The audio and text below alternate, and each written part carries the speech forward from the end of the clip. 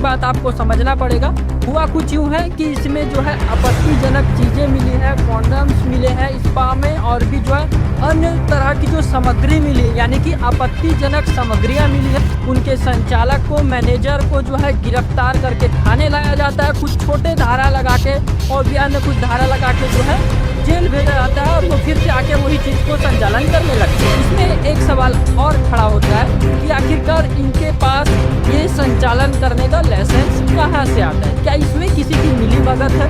क्या राजनेताओं का इसमें मिलीभगत है? एक और मामला बीते कुछ दिन का सूत्रों के हवाले से एक और जानकारी मिल रही है, जहाँ थाईलैंड की एक महिला के एक स्पा में काम करा करती थी, उसकी जो है मौत भी हुई, और यानी कि शव जो है उसका भिलाई में पड़ता रहा, फिर आखिरकार जो है उसका अंतिम संस्कार करा गया।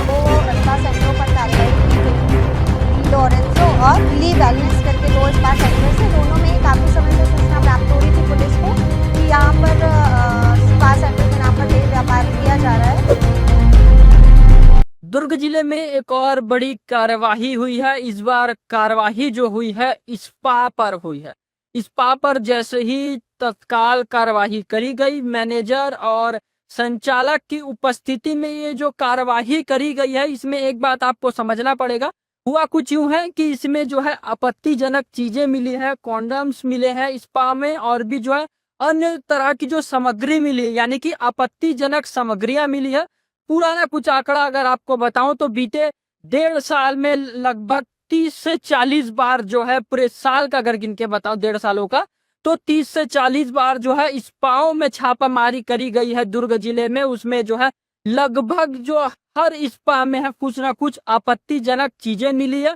सभी मामलों में लगभग जो है उनके संचालक को, मैनेजर को जो है गिरफ्तार करके थाने लाया जाता है, कुछ छोटे धारा लगा के और भी अन्य कुछ धारा लगा के जो है जेल भेजा जाता है, और वो फिर से आके वही चीज को संचालन करने लगते। इसमें एक सवाल और खड़ा होता है कि आखिरकार इनके पास ये संचालन करने का लाइसेंस कहाँ से आता है? क्या इसमें किसी की मिलीभगत है? क्या राजनेताओं का इसमें मिलीभगत है? और भी बहुत सारी चीजों का सवाल लेकर मैं आज आया हूँ आपके बीच। नमस्कार, मेरा नाम प्रांजल यादव है, आप खबर आलोक देख रहे हैं। खबर आलोक किस खास पेशकश में, जैसे कि मैंने बताया, किस तरह से जो स्पा संचालन करने वाले लोग हैं उन पर जो कार्यवाही हो रही है, फिर वो आकर फिर वही चीज करने लगते हैं। एक और मामला बीते कुछ दिन का सूत्रों के हवाले से एक और जानकारी मिल रही है, जहां थाईलैंड की एक महिला आके एक स्पा में काम करा करती थी, उसकी जो है मौत भी हुई, और काफी दिनों तक वो यही भिलाई में रही, यानी कि शव जो है उसका भिलाई में पड़ता रहा, फिर आखिरकार जो है उसका अंतिम संस्कार करा गया। ये चीजें अभी एकदम मूल रूप से स्पष्ट नहीं हो पाई है। उड़ती उड़ती खबर आई तो वो आपको बताना जरूरी था, मगर ये तो सत्य है।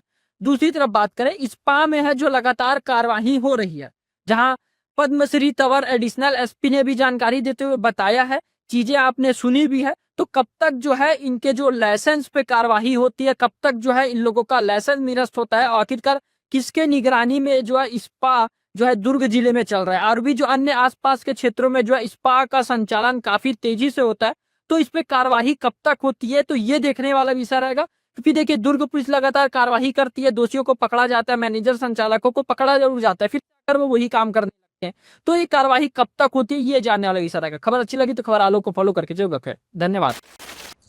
जिन्होंने स्पा सेंटर में कार्रवाई की गई है, क्या कुछ होगा?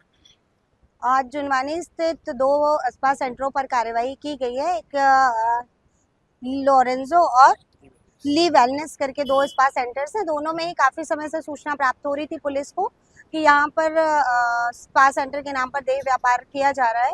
उक्त सूचना पर से आज रेड कार्रवाई की गई थी। दोनों ही स्पा सेंटरों में ग्राहक और जो सर्विस देने वाली युवतियां हैं आपत्तिजनक स्थिति में भी मिले, और जब स्पा सेंटर की तलाशी ली गई तो वहां से आपत्तिजनक सामान भी बरामद हुआ, और रेड कार्रवाई संपन्न कर अभी आगे की कार्रवाई के लिए पीटा की कार्रवाई इन पर की जा रही है, और इन्हें थाने ले जाकर अग्रिम कार्रवाई की जाएगी।